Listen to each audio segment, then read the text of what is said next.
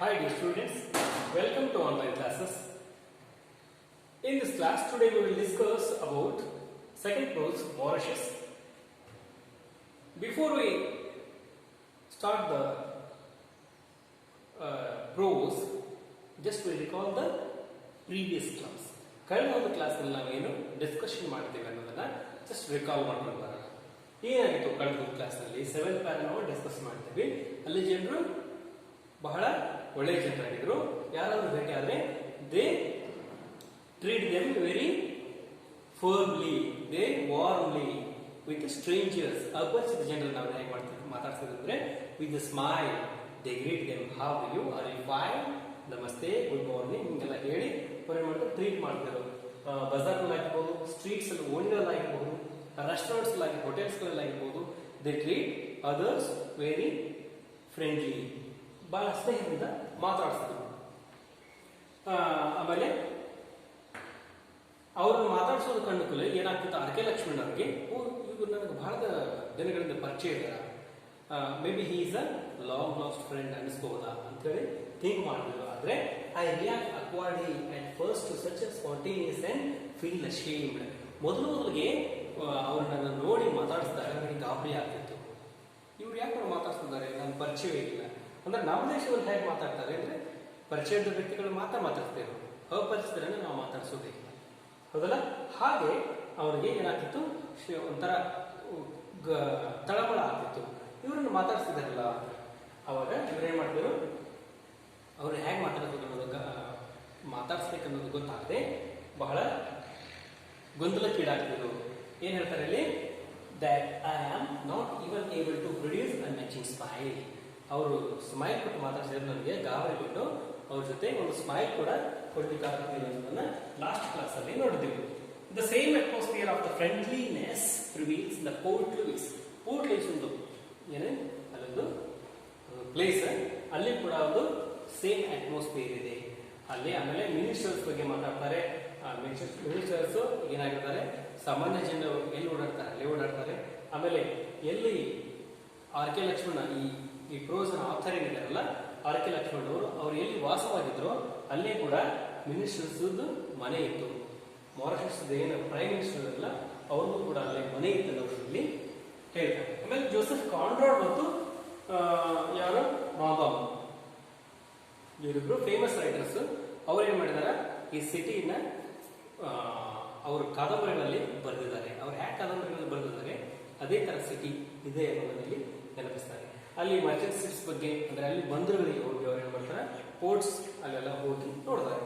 ಅಲ್ಲಿ ಬಂದರುಗಳು, ಅಲ್ಲಿ ಹಡಗುಗಳು, ಅಲ್ಲಿ ಟ್ರಾವೆಲ್ಸ್, ಡಿಂಗೀಸ್, ಸಣ್ಣ ಸಣ್ಣ ಬೋಟ್ಗಳು. ಆಮೇಲೆ stand anchored in the harbour. Harbour ಅಂದ್ರೆ ಬಂದರು, with curves of the ropes, festoons, flags hanging from their ಮಾಸ್ಟ್ಸ್.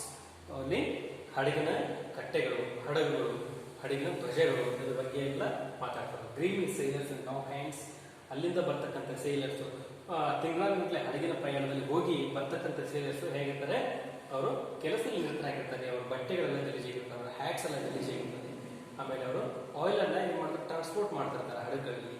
ಮೀನುಗಳನ್ನ ಹಿಡ್ಕೊಂಡು ಬರ್ತಿರ್ತಾರೆ. ಸಮುದ್ರ ಉತ್ಪನ್ನಗಳನ್ನು ತರಲಿಕ್ಕೆ ಹೋದವರು ಏನಾಗಿರ್ತಾರೆ ಅಂದ್ರೆ ಸ್ವಲ್ಪ ಗಲೀಜಾಗಿರ್ತಾರೆ. ಆಮೇಲೆ ಅಲ್ಲಿ ಬರ್ತಕ್ಕಂಥ ಹಡಗುಗಳು ಏನಾಗಿರ್ತಾವೆ, smoke pipes, warehouses walls, bleak warehouse walls and smoke pipes. ಅಂದ್ರೆ ಹಡಗುಗಳಲ್ಲಿ ಉಗ್ರಾಣಗಳಿರ್ತಾವೆ. ಅಲ್ಲಿ ಉಗ್ರಾಣಗಳಲ್ಲಿ ವಸ್ತುಗಳನ್ನ, ಹಡಗಿನ ತಂದ ವಸ್ತುಗಳನ್ನ ಅಲ್ಲಿ ಶೇಖರಿಸೋದು ಅಥವಾ ಹೊರಗಡೆ ತೆಗೆಯೋದು ಮತ್ತೆ ಒಳಗಡೆ ತುಂಬೋದು ಮಾಡ್ತಿರ್ತಾರೆ. ಅಂಡ್ ಸ್ಮೋಕ್ ಪೈಪ್ಸ್, ಹಡಗು ಚಲಿಸಬೇಕಾದ್ರೆ ಕಲ್ಲಿದ್ದನ್ನ ಬಳಸಿದ್ರು. ಆ ಕಾಲದಲ್ಲಿ ಕಲ್ಲಿದ್ದನ್ನ ಬಳಸೋದ್ರಿಂದ ಏನಾಗ್ತಿತ್ತು, ಹಡಗಿನಿಂದ ಹೊಗೆ ಎಲ್ಲ ಬರ್ತಿತ್ತು. ಇದ್ರ ಬಗ್ಗೆ ಎಲ್ಲ ಮಾತಾಡ್ತಾ ಹೋಗ್ತಾರೆ. ಇವತ್ತು ನಾವೇನ್ ಮಾಡ್ಬೇಕು, ಶುಗರ್ ಕೇನ್ ಫೀಲ್ಡ್ಸ್ ಲೈಕ್, ಈ ಒಂದು ಲೈನ್ ಇಂದ ಶುರು ಮಾಡಬೇಕು. Okay, come to the start the discussion on this line.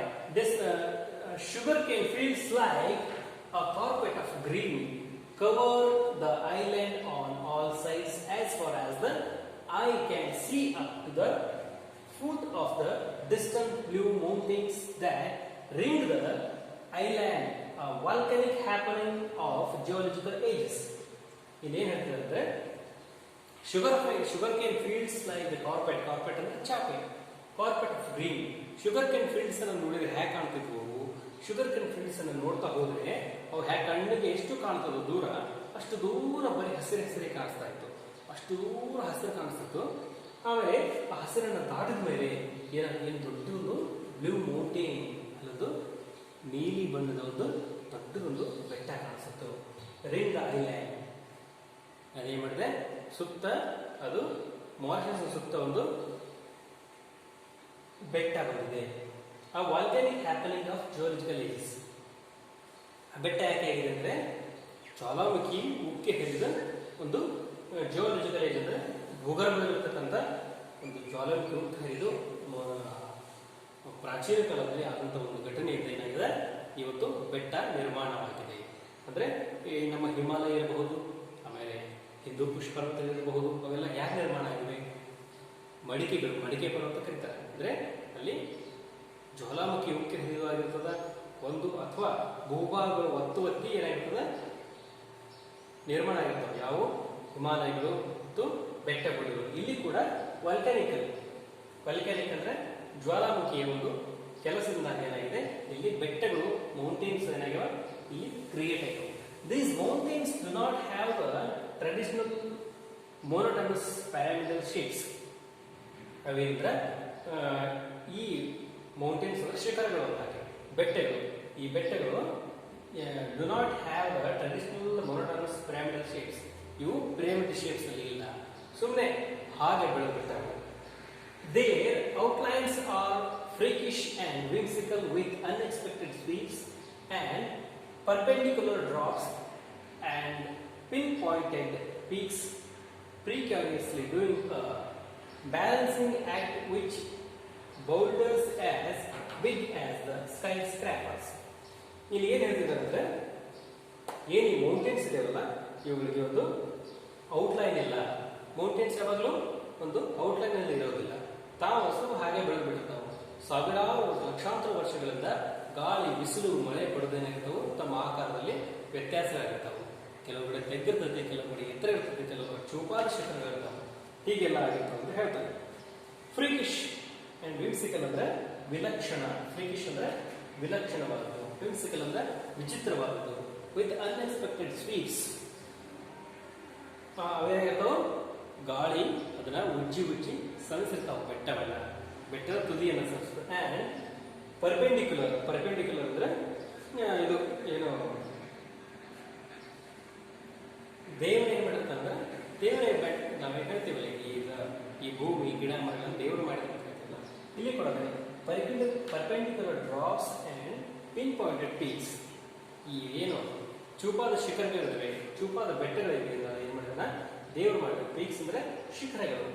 ಪ್ರಿಕ್ಯಾರಿಯಸ್ಲಿ doing a balancing act. ಪ್ರಿಕ್ಯಾರಿಯಸ್ ಅಂದ್ರೆ ಸಮಕೋಣ, ಸಮವಾಗಿ. ದೇವರೆಲ್ಲ ಏನ್ ಮಾಡಿದಾನೆ, ಅವುಗಳನ್ನ ಒಂದು ಸಮವಾಗಿ ಮಾಡಿದ್ದಾರೆ. Doing a balancing act with boulders as big as a scrapers. ಅವೇನಾಗಿದಾವು, ದೊಡ್ಡ ದೊಡ್ಡ ಬಂಡೆಗಳೇನಾಗಿದಾವು, ಮುಗಿಲಿನ ಮುಟ್ತಾ ಇವೆ ಅನ್ನುವಷ್ಟು ಎತ್ತರವಾಗಿವೆ. ಈ ಕೆಳಗಿನ ನೋಡಿದ್ರೆ, ಬೆಟ್ಟದ ಕೆಳಗಿನ ಮೇಲೆ ನೋಡಿದ್ರೆ ಅವು ಬಂಡೆಗಳೇನಾಗಿವೆ, ಗಾಳಿ ಮಳೆಗೆಲ್ಲ ಉಜ್ಜಿ ಚೂಪಾಗಿವೆ. ಅವು ಏನಾಗಿವೆ, ಇನ್ನೇನು ಮುಗಿಲನ್ನೇ ಮುಟ್ತಾವೆ. ಸ್ಕೈ ಸ್ಕ್ರಾಪರ್ಸ್ ಅಂದ್ರೆ ಗಗನ ಚುಂಬಿ ಅನ್ನಾಗಿ. ಬೌಲ್ಡರ್ಸ್ ಅಂದ್ರೆ ಬಂಡೆಗಳು, ದೊಡ್ಡ ದೊಡ್ಡ ಕಲ್ಲುಗಳು. ಪಿನ್ ಪಾಯಿಂಟ್ ಅಂದ್ರೆ ಚೂಪಾದ. ಸ್ಕೈ ಸ್ಕ್ರಾಪರ್ಸ್ ಅಂದ್ರೆ ಗಗನ ಚುಂಬಿ ಅಂದ್ರೆ ಗಗನಕ್ಕೆ ಚುಂಬನ ಕೊಡ್ತಕ್ಕಂಥ ಬೆಟ್ಟಗಳು ಅನ್ನಾಗಿ. Okay, let's come to the 9th chapter. There is no railway in Mauritius. Well-maintained truck and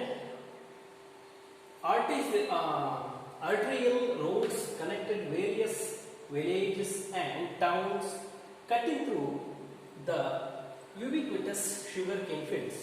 Although the whole country is only 64 km by 50 km in size, driving around the island for sightseeing makes me feel curiously that I am in a place as sprawling as India.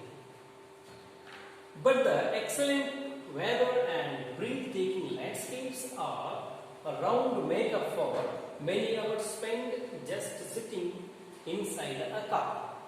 It's very common for people to drive up and down an average 70 kilometer to cocktail party or dinner with friends.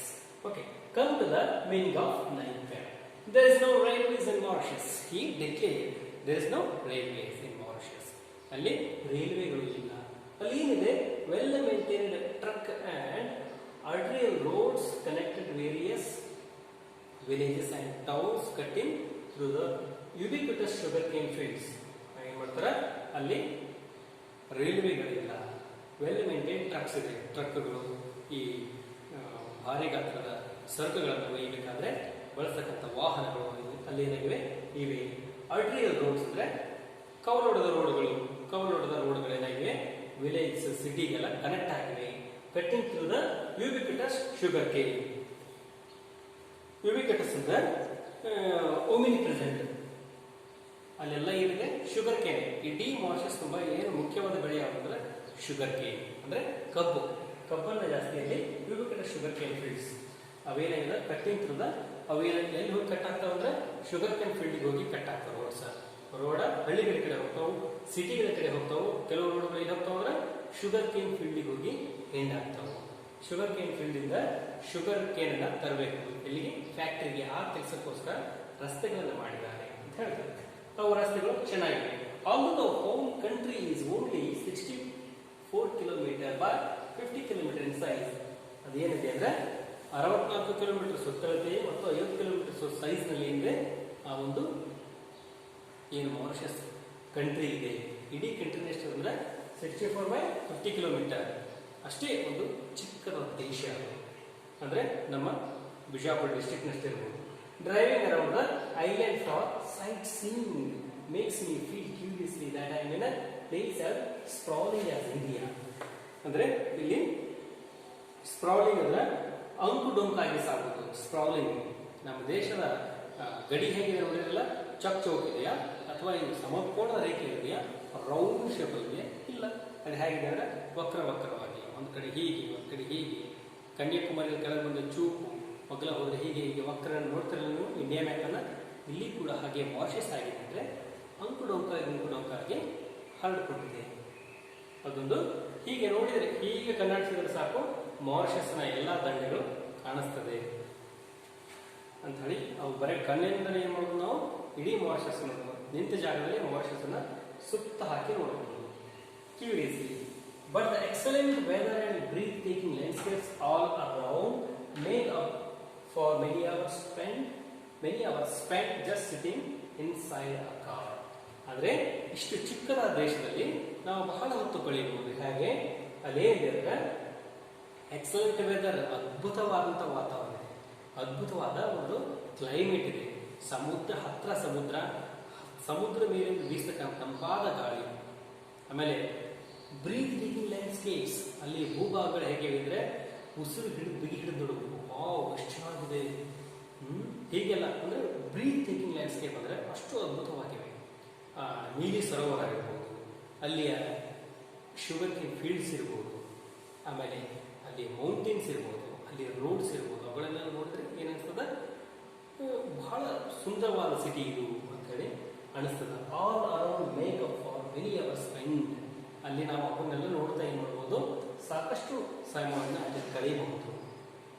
ಇಲ್ಲಿ car ಕುತ್ಕೊಂಡು ಸುತ್ತಾಡ್ತಾ ನಾವು ಕಳೆಯಬಹುದು. It's very common for people to drive off the down at average 70 kilometre. ಅಲ್ಲಿ ರಸ್ತೆಗಳನ್ನ ಏನಿವೆ, well maintained ರಸ್ತೆಗಳು, ಚೆನ್ನಾಗಿ ರಸ್ತೆಗಳಿವೆ. ಆ ರಸ್ತೆಗಳಲ್ಲಿ ಜನರು 70 ಕಿಲೋಮೀಟರ್ ಸ್ಪೀಡಲ್ಲಿ ಹೋದ್ರು ಏನಾಗುದಿಲ್ಲ, ಯಾವುದೇ ಅಪಘಾತಗಳಾಗುತ್ತಿಲ್ಲ. ಎವ್ರಿ ಈವ್ನಿಂಗ್ ಏನ್ ಮಾಡ್ತಾರೆ ಅಲ್ಲಿ ಜನರು, cocktail party or dinner with friends. ಅಲ್ಲಿ ಜನರಿಗೆ ಪ್ರವಾಸಿಗರು ಬಂದವರು ಏನ್ ಮಾಡ್ತಾರೆ ಅಂದ್ರೆ ಕಾಕ್ಟೇಲ್ ಪಾರ್ಟಿ ಅಂದ್ರೆ ಒಂದು ಮಧ್ಯಾಹ್ನ ಸೇವಿಸಲಿಕ್ಕೆ ಅಥವಾ ವೈನ್ ಸೇವಿಸಲಿಕ್ಕೆ ಅಥವಾ ಸಂಜೆ ಊಟ ಡಿನ್ನರ್ ಭೋಜನವನ್ನ ಮಾಡಲಿಕ್ಕೆ ಸ್ನೇಹಿತರೆಲ್ಲ ಕೂಡಿ ಕಾರಲ್ಲಿ ಆ ರಸ್ತೆಗಳಲ್ಲಿ ಪ್ರಯಾಣ ಮಾಡ್ತಿರ್ತಾರೆ ಅಂತ ಹೇಳಿ ನಾವು ಗಮನಿಸಬಹುದು. Okay, come to the next para. ಅದು 10th.